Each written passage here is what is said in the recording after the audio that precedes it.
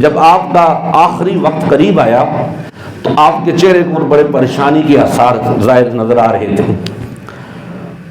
تو حضرت اسماء بنت امیس رضی اللہ تعالیٰ عنہ آپ نے پوچھا ہے سیدہ کائنات اے شہزادی کونین کیا وجہ آپ پریشان نظر آ رہی ہیں؟ یہ جملہ آج ہماری ماؤں بہنوں اور بیٹیوں کے لیے بالخصوص یہ بڑا قابل غور جملہ ہے، اور یہ بات آگے پہنچائیں آپ صدقہ جاریہ سمجھ۔ ان کا کیا وجہ آپ پریشان دکھائی دے رہی ہے رسول اللہ کے جگر کا ٹکڑا اے شہزادی کونین کیا وجہ ہے؟ انہوں نے کہا ساری زندگی میں نے جو زندگی گزاری ہے وہ بڑی پاکیزہ زندگی گزاری ہے، کبھی کسی غیر محرم کی نظر میرے اوپر نہیں پڑی، نہ میں نے کبھی کسی غیر محرم کو دیکھا ہے۔ تو اب آخری وقت قریب آ گیا ہے تو میں نہیں چاہتی کہ میرے جنازے کے اوپر بھی کسی بندے کی نظر پڑے۔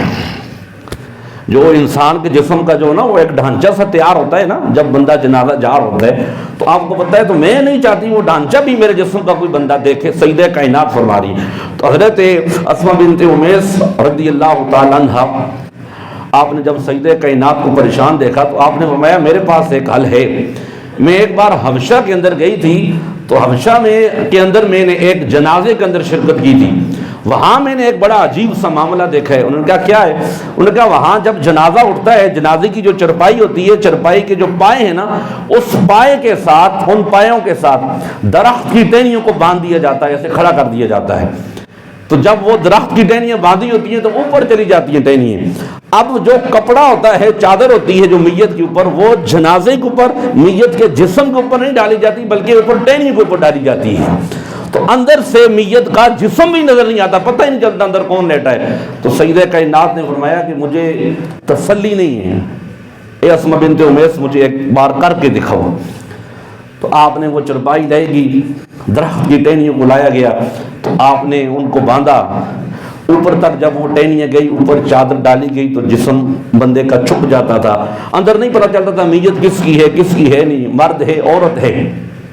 تو جب سیدہ کائنات نے یہ دیکھا تو آپ فوراً خوش ہو گئی، آپ مسکرانے لگی۔ ادھر مسکرانا تھا، روایات میں آتا ہے تھوڑی دیر کے بعد جناب سیدہ کائنات کا وصال ہو گیا۔ آج یہ جو لادینیت ہے، اگر ہماری مائیں بہنیں بیٹیاں اپنی عفت اور اپنی عزت کی حفاظت چاہتی ہیں تو ضرورت اس امر کی ہم سیدہ کائنات کی اسوہ کو اپنا لیں، سیدہ کائنات کی سیرت کو اپنا لیں، پھر دیکھیں اللہ آپ کو قبر میں بھی حشر میں بھی کس طرح کامیابیاں عطا فرماتا ہے۔